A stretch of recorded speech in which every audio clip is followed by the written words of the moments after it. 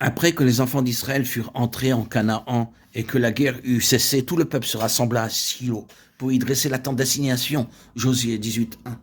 Élie, le souverain sacrificateur, était vieux et ses deux fils étaient pervers. Ils ne connaissaient pas Dieu et cependant ils servaient comme prêtres. Élie ne fit rien pour remédier à cette situation car il honorait bien plus ses fils que Dieu lui-même. À cause de tout cela, un homme de Dieu prophétisa plus tard en ces mots. Tu verras un adversaire dans ma demeure, tandis qu'Israël sera comblé de bien par l'Éternel. Et il n'y aura plus jamais de vieillard dans ta maison. 1 Samuel 2,32.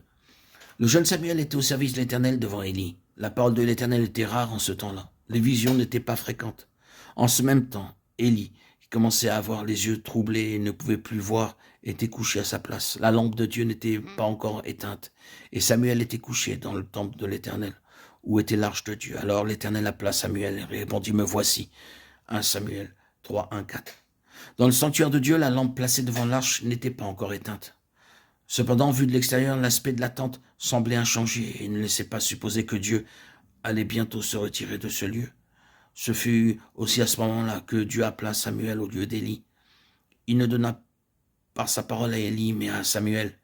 Il mit Élie de côté et choisit l'enfant Samuel. Il l'établit comme prophète en Israël, 1 Samuel 3. Quelque temps après, l'arche fut retirée de la tente qui était à Shilo. Cela est relaté dans 1 Samuel 4, 3. Le peuple rentra au camp et les anciens d'Israël dirent « Pourquoi l'Éternel nous a-t-il laissé battre aujourd'hui par les Philistins? Allons, cherchons à Shilo, l'arche de l'alliance de l'Éternel, qu'elle vienne au milieu de nous et qu'elle nous délivre de la main de nos ennemis. » Le peuple d'Israël était engagé dans une bataille avec les Philistins et il pensait que si seulement l'arche pouvait être apportée au milieu d'eux, ils seraient victorieux. C'est pourquoi l'arche fut retirée de la tente de Dieu à Shilo et emmenée sur le champ de bataille. Lorsque l'arche arriva dans le camp, tout Israël poussa de grands cris de joie. 1 Samuel 14, 5. Nous voyons ainsi que dans les temps de difficulté, le peuple pensait bénéficier de quelques avantages en possédant l'arche, mais en définitive, même l'arche fut prise. Ils supposaient qu'en ayant l'arche avec eux, Dieu serait tenu de les aider, car pouvait-il les abandonner? Cependant, Dieu n'agit pas selon leur attente. Il permit leur défaite et même la prise de l'arche par leur ennemi. 1 Samuel 4, 10, 11. Oh, combien importante est cette question. Si quelqu'un s'imagine pouvoir être victorieux en répétant en vain des paroles telles que « Au nom du Seigneur », Dieu est certainement avec nous. Il commet la même erreur que firent les Israélites. La nation d'Israël fut battue par les Philistins parce qu'ils avaient oublié de régler la question de leur péché.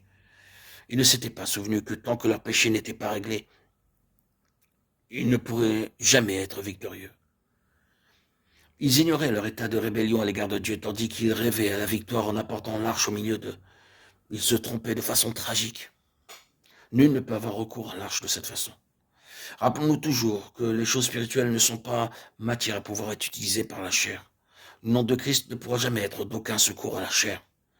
Si quelqu'un pense tirer quelques avantages des choses spirituelles ou se servir du nom du Seigneur, il sera totalement défait. Ne sachons pas que la gloire du Seigneur s'était déjà retirée, le peuple d'Israël pensait pouvoir se servir de l'arche de Dieu. Dieu, toutefois, permit que son arche soit prise. Comprenons bien que le Seigneur ne laissa pas la tente de Shilo parce que l'arche avait été prise, mais plutôt que l'arche fut prise parce que le Seigneur avait premièrement abandonné Shilo. Psaume 118, 60, 61. Une fois parti de Shilo, l'arche de Dieu n'y retourna plus jamais.